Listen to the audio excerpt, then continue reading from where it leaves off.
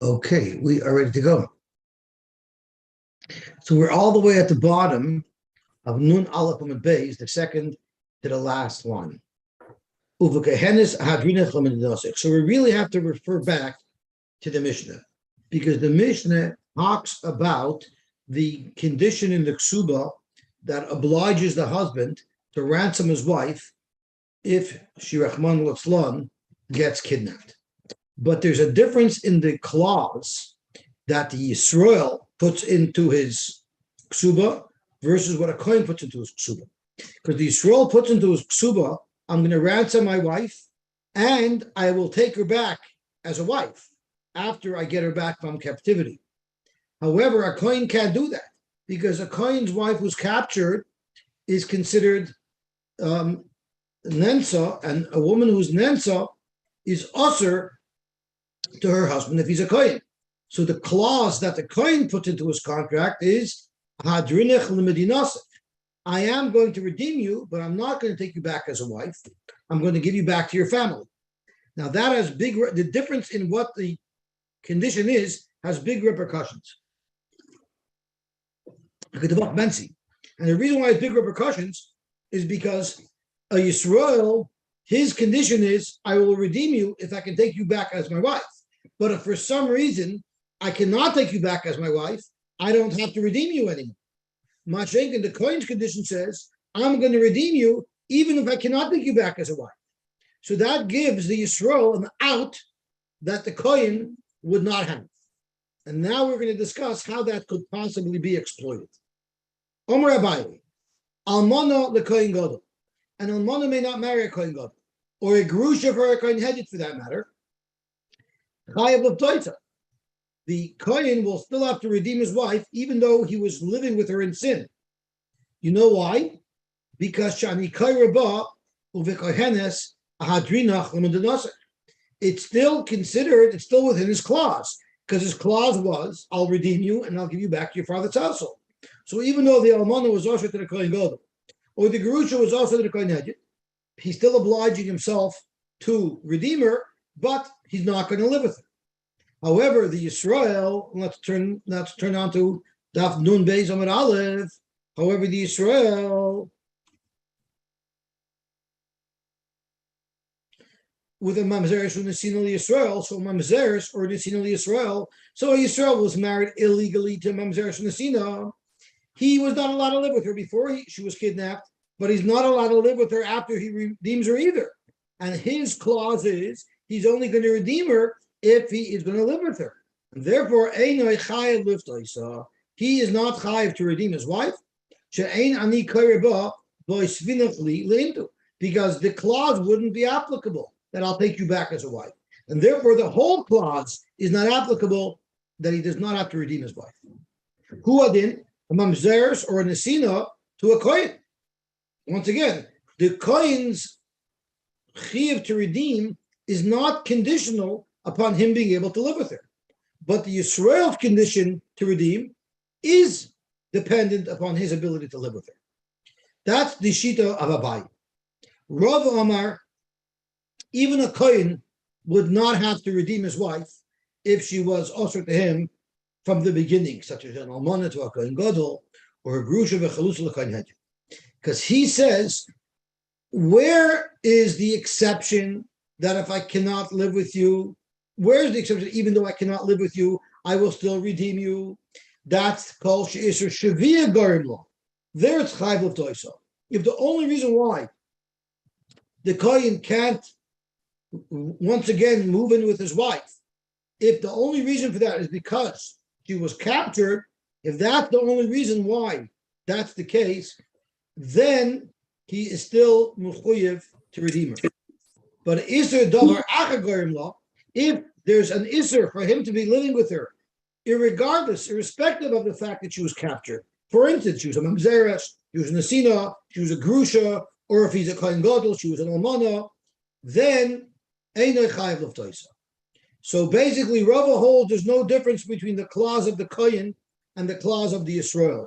In either case, if she's usher to him, he will not be mechuyev to redeem her. The only exception by a kohen is if the isser stems from the fact that she was kidnapped only there will the kohen still be obliged to redeem her. So that's the machlekes Abaye and Rav. Abaye says that a kohen is mechuyev to redeem his wife, even if he cannot live with her, no matter why he can't live with her. And the Rav says a kohen's only mechuyev to redeem his wife if the reason that he can't live with her is because she was a shvuya. But if she was offered to him for any other reason, then just like a Yisrael, the kohen would not be obliged to redeem his wife. So that's the machlokes Abaye and Rav. Zok Gemara ulema kitanoi. Let's suggest that this machlokes Abaye and Rav is a duplicate of a machlokes that's already recorded as a machlokes Tanai. Hamadir is ishtoi. So now the Brisa thought of another creative way for a woman to be ashertin. Until now, we had an almon l'kohen gadol is asher to her husband, a gerusha the kohen hedid is asher to her husband, mamzeres and the sin is asher to anybody. Now you have a new way, a self-created isser. Someone told his wife, I'm making it asher for me to have any benefit from you. Normally, if someone tells that to his wife, he is mechuyev to give her a divorce and to pay her ksuba, because he's the one who terminated the marriage. But what if the case got complicated? Amadu is ishtoi, and then Vinishbis, and now she was captured. So the question is, does he have to ransom her? Rabbi Eliezer, he does have to ransom her, and then he has to let her go because she's also ba'noah to him. So he pays her ksuba and not adios. Rabbi Yeshua Aimer, there's no chiyuv for him to redeem his wife. So right off the bat, if a person does this to his wife, does he have to give her a get? Yes, and he has to pay off her ksuba in full. Okay, so it doesn't solve the problem of somebody doesn't want to give a get. Correct. No, it does not solve that problem. But the shaila here is, would he have to be paid here? So let's think about it. According to Rabbi Eliezer, even though he cannot live with her again, he still has to be paid to her. According to Rabbi Yeshua, since he can't live with her again, he doesn't have to be paid to her. That's already a similar machlokes to Abaye and Rav. So let's drill down a little more. Reb Nosson commented on this machlokes between Rabbi Eliezer and Rabbi Yeshua. And he asked as follows. I asked Sumchus the following question. When Rabbi Yeshua said that he gets out of redeeming her, he weaseled his way out of redeeming her. Under what circumstances is that true? Is it keshehedira ulab'soif nishbis? Is it only if he first made a neder, not even knowing that she would get captured, and then she got captured, and then Rabbi Yeshua said he doesn't have to redeem her? Or maybe it's even if he only made the neder after she was captured. The Omarli, and Sumchus answered, Loi shemanati. I didn't specifically hear what Rabbi Yeshua said, but logic will dictate v'nirim devarim she'dir l'b'soif nishbis. It's logical to say that Rabbi Yeshua only releases the husband from redeeming his wife if he made the neder before she was captured. The amrit nishbis l'b'soif hedira. If you're going to say that Rabbi Yeshua holds, even if he made the neder after she was captured, he still doesn't have to redeem her, well then Osi liyarume. Anybody who doesn't want to redeem his wife will be able to easily get out of it by making a neder that he won't have enough of her after she's captured. So therefore, it's not logical to say that if he made the neder only after she was captured, that Rabbi Yeshua would release him from redeeming her. So that's the machlokes Rabbi Eliezer and Rabbi Yeshua with a little bit of explanation from Reb Nosson. So now the Gemara asks, my love, what is the case over here where they're arguing? B'mader Eishes Kohen K'bifah. Because let's think about it. If it's an Eishes Yisrael, how could anybody hold that he has to be paid to her? He's not allowed to take her back. And his condition was, I'm only going to be paid to her if I can take her back. So everybody would have to agree to that. So it's logical to argue that they're arguing by a Kohen. And that's where there's a machlokes and Abaye and Rava, if a Kohen could be released from redeeming his wife if he can't live with her. Abaye held that a Kohen is released. So let's say Abaye Doma Krebel Yezer. I'm sorry, Abaye holds the coin's not released. Abaye says that even if it's an Alman Kohen Gadol, the Kohen Gadol still has to redeem her because he doesn't have to take her back. His chiyuv to redeem her is even if he's not taking her back. So that's Rebbe Eliezer's shita. The Rabba Dama Rebbe Yeshua, and Rabba says that a Kohen Gadol is only mechuyev to redeem his wife if her isser is from the fact that she became a shvuya. But if she's also for any other reason, there the Kohen's obligation does not apply. So it seems like the machlokes between Abaye and Rava is just a duplicate of the machlokes between Rabbi Eliezer and Rabbi Yeshua. So we can argue, Abaye and Rava can each argue that both Rabbi Eliezer and Rabbi Yeshua agree to that. But Rabbi Eliezer and Rabbi Yeshua are talking about a completely different case. It's Kigoin Chenadra E. He never said that I'm not going to have a no from you. She said, I forbid you to have a no from me. And the whole question is, whose fault is this? Vikayim lahu. And the husband could be made for the nether. So she made a nether to forbid him from having a no from her. And he agreed. So now that here's the machlok. Rabbi Eliezer says that he still has to redeem her. You know why? Because who knows an etzba ben shinah? He put his finger between her teeth and he got bit because he was an idiot. He should have never allowed the nether to remain. He should have been made for the nether. So he's responsible for this scenario. So basically, you pay silly games, you get silly prizes. He played a silly game and now he gets burnt. Rabbi Yeshua Sover, Rabbi Yeshua holds, he not etzba. She's the one whose fault is it. She made the nether. She initiated the nether. So she gets burnt. And therefore, he is not responsible to redeem her. Right to Gemara, what does Rabbi Yeshua say? He doesn't have to redeem her, but he does have to give her her ksuba. The Gemara, if we're blaming this scenario on her, well then ksuba maya vidita. Why would he have to give her ksuba? If a woman tells her husband, I'm being mother, you have an offer for me, you may not have an offer for me, that's forcing him to give her a get. When she forces him to give her a get, he does not have to pay the ksuba. So how could you say that the machlokes here is when she initiated another? If that was the case, Rabbi Yeshua should not be mechayev the husband to pay for the ksuba. And that's just question number one. But we have another problem. Visu, we have to remind ourselves of the comment that Reb Nosson made. Omer Reb Nosson, Sha'alti es Sumchis, I asked Sumchis to explain the sheet of Rabbi Yeshua. Is it Is it if the nether came first and then she got captured? So he had no idea what was going to happen? Or he made another after she was captured. The Amar, and what did Sumchas answer? Lo Shemati. I didn't hear specifically, but what type of question is this? Vida Nadra Ihi, if she's the one who made the nether, Mali Hidira Lubsayf Nishbis, Mali Nishbis Lubsayf Hidira. The whole problem was that maybe he only made the nether to get himself out of having to redeem her. But if she made the nether, that's not even a shayla at all. So it's clearly from the discussion that happened between Reb Nosson and Sumchus, it's clear from that discussion that he made the nether and not her. So we're back to square one. It seems like Rabbi Elazar and Rabbi Yeshua are arguing in the same machlokes as Abaye and Rava. And Rabbi Elazar and Rabbi Yeshua are speaking about a kohen who said to his wife that I'm answering myself to have a no from you. And then she was captured. So according to Rabbi Elazar, he has to redeem her. Why does he have to redeem her? Because his Tanai doesn't require that he should have to take her back. And even though he's usher to her, he still has to redeem her, exactly like Abaye said. And Yeshua holds like Rava. And Rava says, when do we say his Tanai is only applicable, is even applicable if he can't take her back? That's only if the reason why he can't take her back is only due to the fact that she was captured. But if there's any other reason why he can't have her back, and in this case, the reason would be because of the nether, well, then he doesn't have to redeem her, and that would be Rabbi Yeshua. So that is our problem. It seems like Abaye and Rava are arguing in the same machlokes as Rabbi Elazar and Rabbi Yeshua.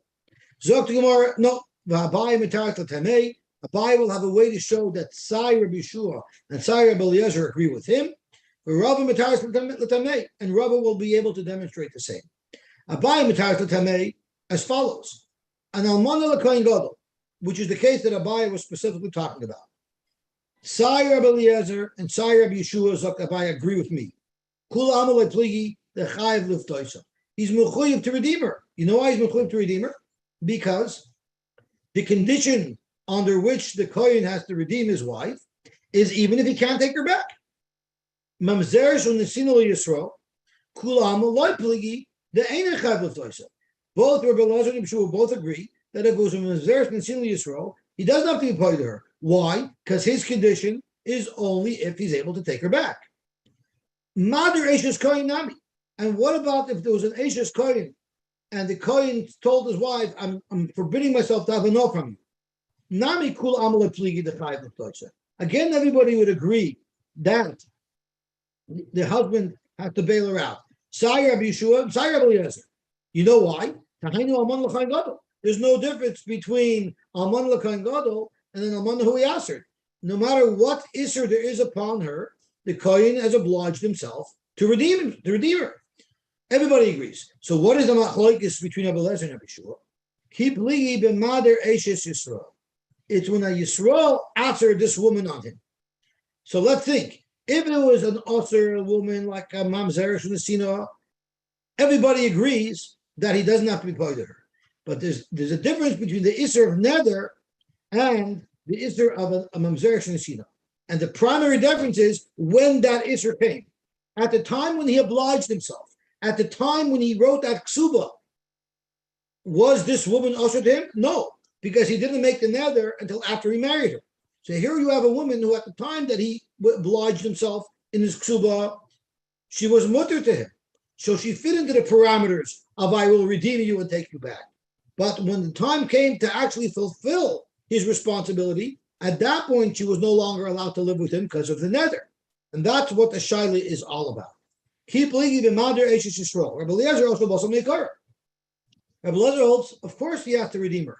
At the time he made that condition, this woman was included in that condition because this woman was mutter to him. Rabbi Yeshua also basam b'soif. Rabbi Yeshua says, when I made the condition if Lemaista, when I actually redeem her, will I be able to take her back? And in this case, since there was a nether made, I can't take her back. And therefore, Dr. Yeshua, I'm potter from redeeming her. That's a biased perspective. But Rava says everybody agrees with me, in fact, that an almana l'kohen gadol, I don't have to redeem. Almana l'kohen gadol, mamzer shemshin Yisrael are all the same. Both Rabbi Eliezer and Yeshua agree with me that the only time a kohen has to be paid to her, even though he can't take her back, is only if the reason why he can't take her back was directly due to the kidnapping. But any other Isser is not included. And therefore, both the Kohen Gadol, the Kohen Hedjit, Yisrael, everybody's the same. If the woman was usher to him, there's no chiyuv pigeon. He pligi, the machlokes is b'madir, when there's a nether, bein Eishes Kohen, bein Eishes Yisrael. Because Rava doesn't make any distinction at all between the Eishes Kohen and the Eishes Yisrael. And Rabbi Eliezer also made Kar. The same thing Abaye said. Rabbi Eliezer holds you look at the situation at the time of the Ksuba was written. When the Ksuba was written, all of these women were mutter to their husbands. So therefore, there was a chiyuv chal for them to redeem and ransom their wives. Rabbi Yeshua says you look at the situation when it's time to redeem. At that time, I can't take back these women. And therefore, Rabbi Yeshua holds that there's no chiyuv to be paid. So therefore, Abaye and Rava have a machlokes that's not at all dependent on the machlokes between Rabbi Eliezer and Yeshua. So it's important to note this is a very important machlokes between Rabbi Eliezer and Yeshua. The machlokes is when there's a t'nai that's mechayiv me to be paid to my wife, and the t'nai is only if I could marry my wife, I could live with her again. What does that mean? I could live with her again? Does that mean I can actually live with her again after the pidyon, which is what Rabbi Yeshua says? Or does it mean as long as the woman was mutter to me at the time of the Tanai, I'm automatically obliged to redeem her? That's the Malachim Shem Shon Rabbi Eliezer. And then we also have the Malachim Abaye and Rava, that a Kohen waives the need to marry her. Does that apply to any Isser, or does it only apply to an Isser that came because she was a Shvuya? According to Abaye, it only applies to I'm sorry, according to Abai, it applies to every Yisr.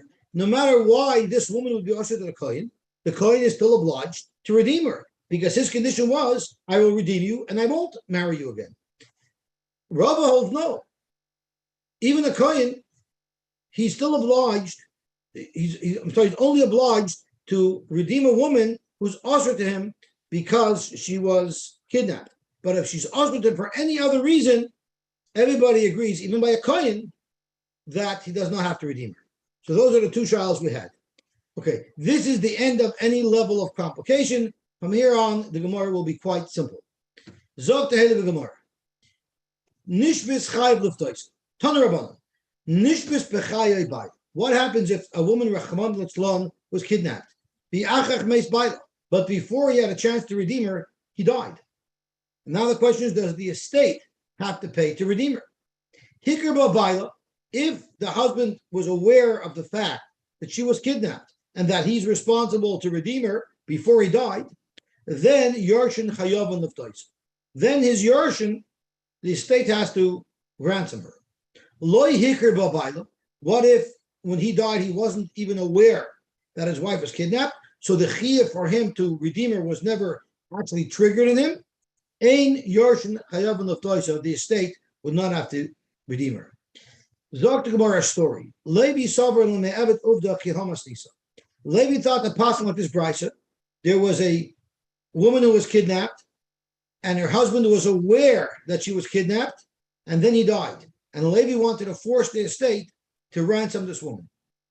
Omali Rav told Levi, Hachi Omar Habibi, my uncle Reb Chia, who is the ultimate authority on which brises could be relied on and which brises cannot be relied on, he told me that this brisa that you quoted, that you're relying on to force the estate to pay, is not reliable.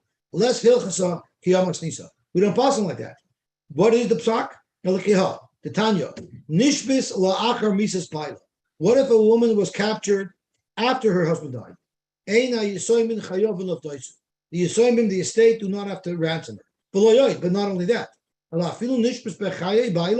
Even if she was kidnapped while her husband was alive, the and her husband only died afterwards, the estate does not have to ransom her because it would not fulfill the Tanai of the whole Tanai that's mechayev a husband to ransom his wife is if he could marry her once again. But if he died, he can't marry her once again. So therefore, there would be no chiyuv to redeem, even if he knew, even if he was aware of the kidnapping before he died. Nevertheless, once he dies, there's no more chiyuv because, of course, he cannot take her back.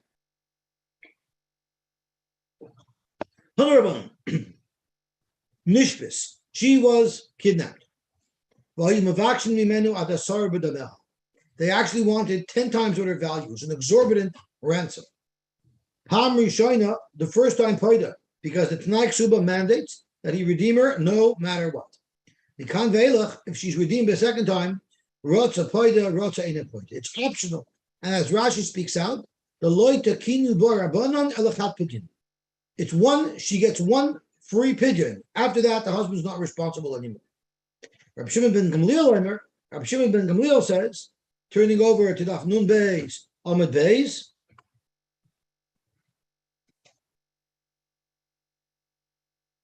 Ein poidin is a shvuyim yoshak dedimaya. You never redeem them for more than their value. You do not pay exorbitant amounts for any type of redemption. Because of tikkun olam, Rashi says, if you overpay, all it's going to do is give the kidnappers a greater appetite to demand even more next time. So therefore, we don't play into such demands. A husband will only redeem his wife for her fair value. So her fair value, paidin. Let's say her ksub is 50,000, but she's a very skilled woman. She's a heart surgeon, and her value is worth 200,000. It seems like, according to Reb Shimon Gamliel, even if it's 200,000, even though it's worth more than her ksuba. or a mini, but I'm going to show you a different price where Reb Shimon Gamliel says you never pay more than your ksuba. Or a mini, nishbis vayimavakshim menu adasar b'ksubasa. If she was kidnapped and they wanted 10 times her ksuba, the Tanakama says, "Pam rishayna poida mikam veilach ratza poida ratzaina poida." But Reb Shimon ben Gamliel Omer im hayer perkoina connected ksubasa. If they're asking as much as her ksuba is worth, then poida. But in lav any poida, you never pay more than the value of her ksuba.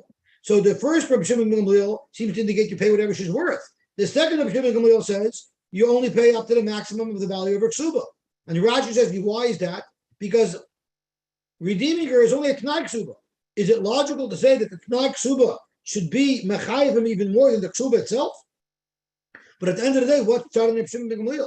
Dr. Gemara, Reb Shimon ben Gamliel, Trey Kuliyasly. He holds it's the lesser of the two. You look at her value and you look at her Ksuba, and you pay the lesser of the two. So therefore, the two comments that Reb Shimon ben Gamliel made are not contradictory, they're actually complementary. Zok the Gemara Vayta. Loksa chayiv l'refoisa. A woman, Rahman Litzlan, became sick. The husband is responsible to pay all of her medical expenses. Tana Rabbanan. Almana nizaynich menichsi yasaymim utricha refuah hareik mizaynis. An almana has a right to take whatever she needs to sustain herself. And if she needs medical attention, that's just like food. And we're going to soon see why is that like food. Because it's an ongoing, unlimited, undefined amount, just like her mezainis. Rabbi Shimon ben Gamliel Omer, it depends. Refuah sheyesh la kitzva nisra pas mikesubasa. If she needs a surgery and there's a fixed price for that surgery, so therefore it's fixed, we know exactly what the cost will be. That she doesn't. That's not like mezainis.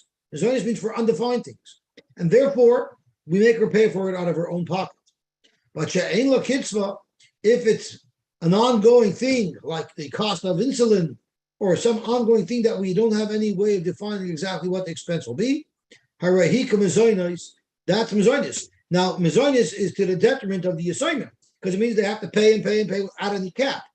Masha'enkein, if it comes out of her ksuba, then they don't have to pay anything. So for them, it's much better if it's a refuah sheyesh la kitzva, according to Rabbi Shimon ben Gamliel, because if it's yesh lo kitzva, the assignment don't have to pay. Amar Rabbi Yochanan said, "Also hakazos dam be'eretz Yisrael, bloodletting in Eretz Yisrael, which was very hard to get on a scheduled basis, and the prices were all over the place because there weren't many professionals who did it. That's like a refuah sheyesh lo kitzva, because there's no way you could set a schedule and buy a long-term contract for it." And now the Gemara tells us a story. Like we said, it's much more beneficial to Yosoimim, to the estate, if the medical expenses are defined. But if they're not defined and they're ongoing, that's going to cost the Yosoimim, it's going to drain them tremendously.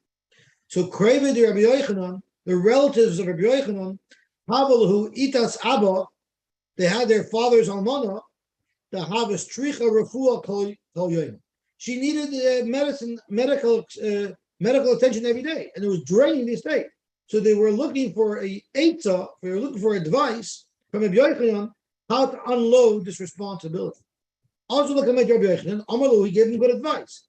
Izilu kutsu lo immediately the right thing. Go to a doctor, explain to the doctor your condition, and ask the doctor if he can give you a flat rate price to pay now, and after you pay that price, he'll accept upon himself the full liability to treat this woman for whatever treatment she needs. In other words, you can transfer ongoing medical attention, which falls into the category of mezainis, to a predefined medical situation, which you're no longer responsible for. So Rabbi Yochanan gave his relatives a way out. And then Rabbi Yochanan had charata that he gave his relatives this advice. Rabbi Yochanan, Asinu atzmeinu ka'archa diyam. I'm a poisik. And now I'm giving advice to somebody to the detriment of their baldin. That doesn't look right. I regret that I did it. So frankly, Gemara, may kar my savar, a little beside my savar. What did Rabbi Yochanan thinking when he originally gave him this advice? And then what made him change his mind? Zok to Gemara, may kar savar umi b'sarcha lo tisal. Originally he said, listen, normally I shouldn't mix in, but this is family and I'm responsible to help my family. So I have to give them a good advice. And in fact, that was right. But then he realized that this could have been a mistake because people see me giving advice. They don't know I'm related. And they think a dayan can go give advice to one baldin. So therefore, it could lead to terrible, terrible kilkul when the Yodim are getting involved in balidin. That's one shot. Another shot is, even if people knew that he was related, it doesn't pass for an Adam Choshev like Rabbi Yochanan to be giving ages to one person and not being completely neutral. Gewaltig. We've been discussing in the last couple of Mishnayos a theme. We've been going through all the different Noy Ksuba, and the Tana was discussing, what if you didn't write that in the Ksuba? Are you Mechuyev anyway? And all the different Noy Ksuba, the Tana said you're Chayev anyway, because it was a Tnai Bez, and it's a mandatory undertaking. And therefore, even if it wasn't written in the Ksuba, you're liable for it anyway. So now we're going to list off some additional ones. Imagine a father is marrying off his daughter, and he wants to give her $1 million nothing. But the problem is, if I give her $1 million nothing, her husband's going to end up blowing it. And even if he doesn't blow it, my daughter might die, and then he'll remarry. My daughter might have 1 or 2 kids, and I'd love that the $1 million that I gave should go to those 2 kids, and you get $500,000. But he might remarry some other woman who will maybe bring in that $10,000, and then she'll have 10 kids with him. And then when he dies, they're going to take my $1 million, and they're going to split it amongst 12 kids. Each one of my children won't even get 100,000. I'm not giving nothing because I'm not interested in supporting her kids. I want to go to my kids. So how did they fix this problem? They made it 9. So this is the time that they made. That whatever this woman brings into the marriage, whatever this woman brought into the marriage, $1 million nothing, even if she dies and her husband yashim her, when her husband dies, that part of the Yerusha will be earmarked specifically to go to the children of that woman. Now, as a shver, I'm very happy to give a big nadan because I know no matter what happens, it's going to end up exclusively by my enikla. And if there's another wife, her father will give her a nadan, and that money will go exclusively to her children. Now, the husband might not be a complete and total loser. He might have actually made his own money too. His own money, that gets split equally amongst all of his children. So, what if he didn't write this Tanai to the Ksuba? Which Tanai was he supposed to write that he didn't? He's telling his wife, male children that you will have with me, they will yarshin the money from the Ksuba, and that this doesn't just mean the nad that your father gives me, but it also means the 200 zuz or 200 sloim that I contribute as well. Everything that's in this ksuba will be earmarked after I die to go to your children. Yeser al hukayin dimachoyin. In addition to whatever assets I have that we're going to split equally amongst all the brothers, in addition to that they get an equal share with all the brothers, the money that came from our ksuba will be earmarked exclusively for your children. If he didn't write that, chayiv. Anyway, that's what we enforce. Shoot tonight, because that's not a mandatory. That's not an optional tonight. It's a mandatory tonight. Okay. There's another tonight that we have to discuss. Any female children that you have with me, even after I die, they will remain in my household, and they'll be able to live off my estate until they're going to be married. If he didn't write that, chayiv anyway, once again, shoot Tanai best. And then there's a third night that he tells the almana herself. You will, even if Rachmana litzlan, you become an almana, you will remain in my household, and you'll be able to live off the estate. Called Yemei Meger Almanusayich Bevesi. All the days that you're an almana in my household. The word Bevesi is extra here, right? Ata Yosy Bevesi, Umitzinam Nifsi, Call Yemei Meger Almanusayich. Why does it stick in the extra word Bevesi? So if he didn't write that, chayiv anyway, shoot my best. So the Gemara is going to tell us later, the reason why he said Bevesi is, if a guy has a big house and there's plenty of room for all his children and his wife and his almana, yes, then he'll live in my house. But what if he doesn't have a big house? What if he lives in a tiny little house and there's not enough room? then the Yosoimim could tell her, listen, mom, there is no room for you. You go back home to your father. You can't live here anymore. So that's what the extra bevesi is. Zog the Gemara, the people of Yerushalayim would write that you could live off the estate as long as it takes, and we have no way to eliminate you from draining the estate. Anshe Galil, that's exactly what Anshe Galil did as well. But Anshe Yehuda, the people from Yehuda, they created a mechanism with which the Yosoimim can stop the Almana from draining the estate. You will get mizonis from the estate until they pay you up your ksuba in full. But once we pay you up your ksuba in full, you can no longer drain the estate. They can pay her off her ksuba, and they no longer have to support it from the estate. Rabbi Yochanan said in the name of Rishon ben Yochai, why did they make Kesubos b'din dichrin? The teretz is because we want to encourage people to give nadan to their daughters. And we already discussed in the Mishnah, if my money can end up going to some other kids, I'm not interested. So since we want people to give nadan, we created this protection so that the nadan will go to the giver's einiklach. We want to induce and encourage people to give money to their daughters, just like Yerusha goes to the sons. We want the daughters to also benefit. Frag the Gemara, are you looking for a way to circumvent the Torah? The Torah says, who gets Yerusha, the son, and not the daughter. Both the Rabbanon and the Rabbanon are going to be Oibel Chachamim to undermine the Torah. Umisakni the Tira is Barta. So the Gemara, no, this is not against the Torah. This is very much with the support of the Torah. Hanami Doiraisi. The Torah wants people to give nadan. How do you know the Torah wants people to give nadan? The Chesivit says, Kechu noshim, take women, take wives, v'ilidu banu v'vanos, and procreate. Ukechu levnechem noshim, take wives for your sons, and your daughters you should give into marriage to men. Frek the Gemara, I understand how you can tell somebody to marry off his son. It's in the man's responsibility to find a wife and to marry her. So that's a commandment that someone could fulfill.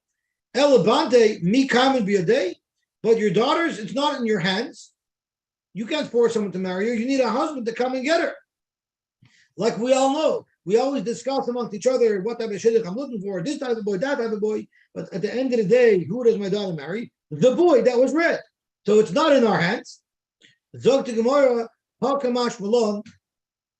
The Torah is telling you that yes, it is in your hands. You do have influence. You do have control. You do have a way to be mishtadel to get your daughter married. The nilbisha, you have to dress them beautifully. The nichsa, and cover them up beautifully. I'm not sure why it's a double lotion, nilbisha, v'nichsa. I guess I would say v'nichsa means makeup. No matter what's going on over there on the face, you could cover it up with more base. V'nesav la'amidi, and put down a big fat nadin, kihechi de kavtzi Allah. So everyone's going to want to marry her. V'asu nasvila, and they'll get married. So when the Torah said it means put down a big fat nadin, so boys will want to marry her. So just in case people are getting nervous, I have to marry off daughters, and now the Torah is going to tell me to put in a big fat nadin, and the boys, the Talmud Chachamim, are going to examine her. We don't think Kesubos yet. I put a big fat nadin. Stay tuned. We have a very, very good way to deal with this negotiation. Stay tuned. The Gemara is going to help us quite a bit. It's going to balance the playing field. And in just a minute, we're going to see this. So the outcome, how much are you supposed to give? Up to 1/10 of your nechatim, you're allowed to give away. So right off the bat, you tell the boys, I know you want everything, but it's limited at least enough.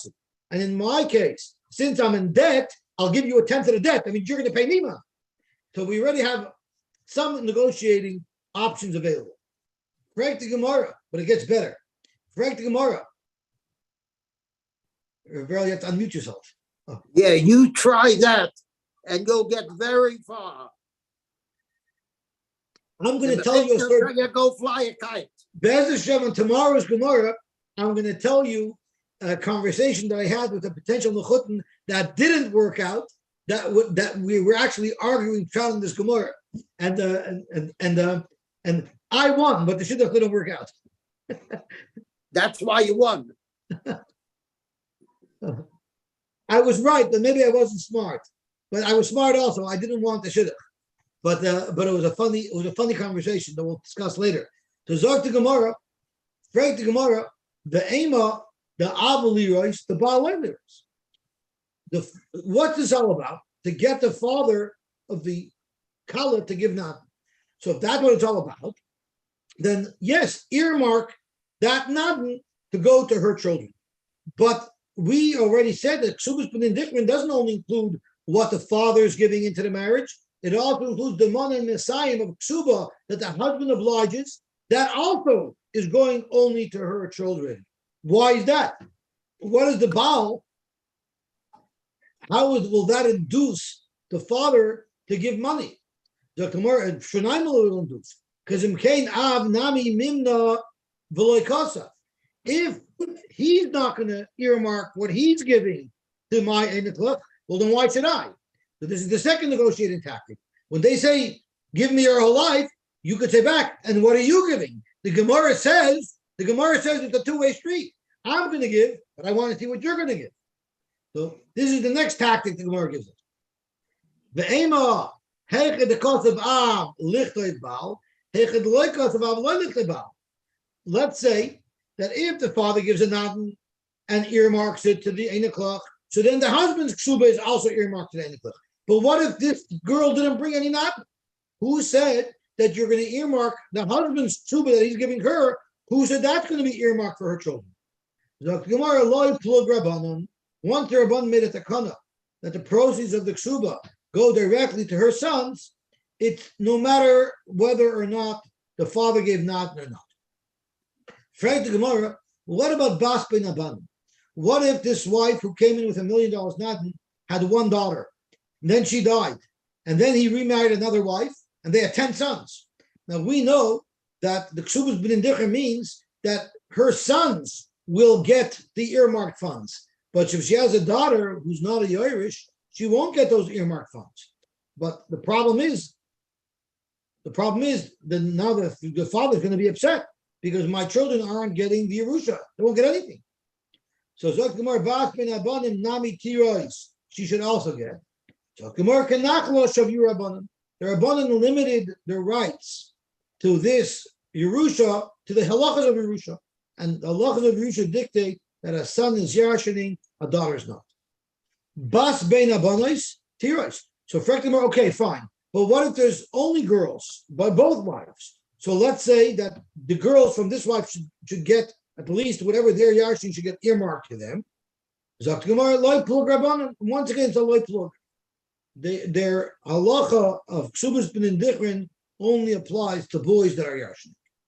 Frektimer v'sigvi mibetaltali. If it has enough Yerusha, you take metaltlin. Not only do you take karka, you take metaltlin as well. But we know by Kesubos B'nai Dichrin, they only take earmarked funds if there's karka to represent those earmarked funds. They don't take metaltlin. But if it's Yerusha applies to metaltlin as well. So Kimor Kiksuba Shavu Rabbanan. Since it's not ksuba, the Rabbanan also put on it the limitations of a ksuba that it should only apply to karka. Frek Gemara, if it's like a ksuba, tidra from mishabdi, even if there's not enough money to pay the Kesubos B'nai Dichrin, let the children go and seize property that their father sold after he was machayev himself with the ksuba, because that's how it would work for the almona to collect the ksuba. Zok Gemara Yarson Tanan. It says Yarson. So basically, the way the Kesubos B'nai Dichrin was set up was to have all the limitations of Yerusha and all the limitations of Ksuba. But whatever it is, it was enough that at least the natan will be given. Beautiful. Now, I don't know if anybody has ever written a will.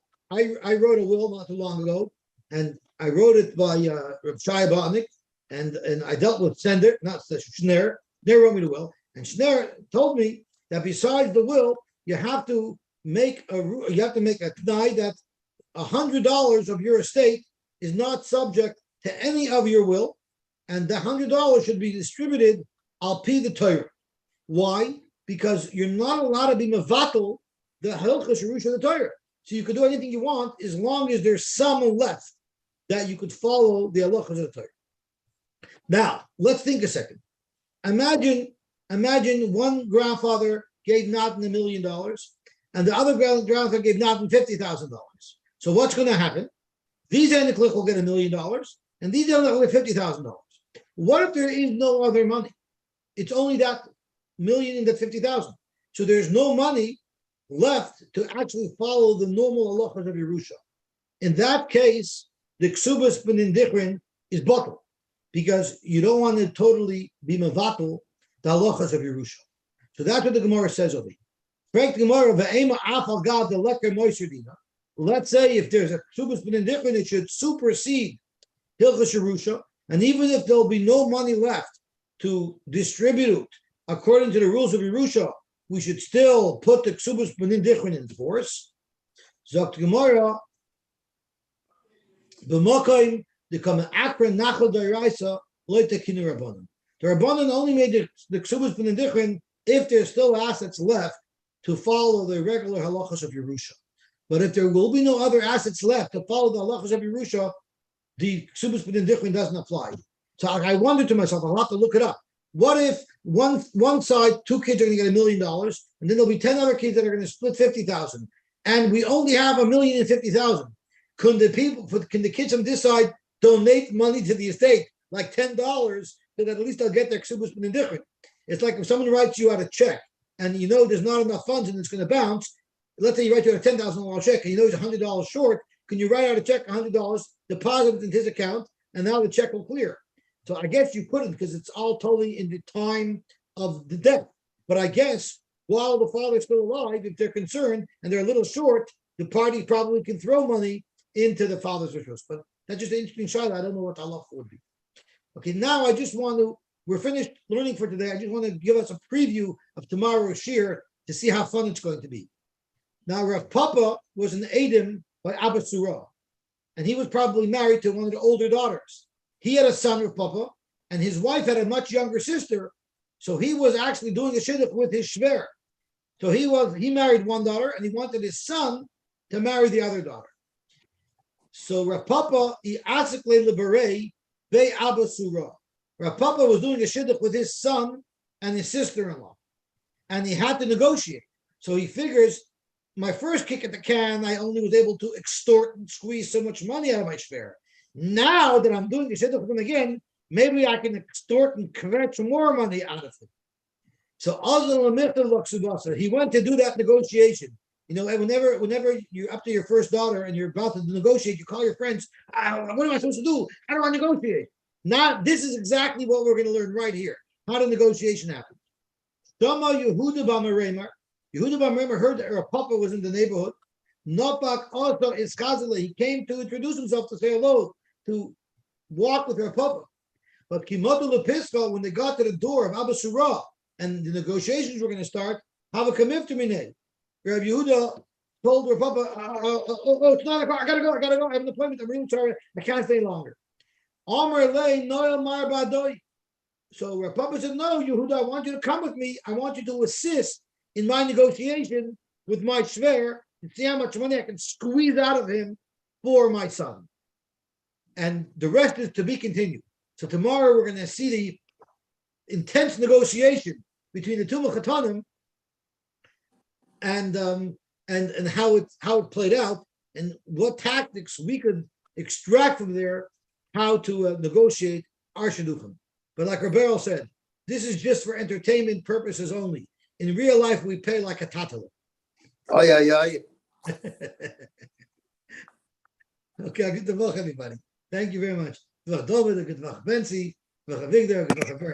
wanted to ask you a question. The requirement to be pay your wife, I mean, there's a general mitzvah for pidyon shvun. So is this just saying that the husband has an obligation, but generally the kahila would have an obligation? So I'm happy you asked that question, because we need to understand what is the difference between those two obligations.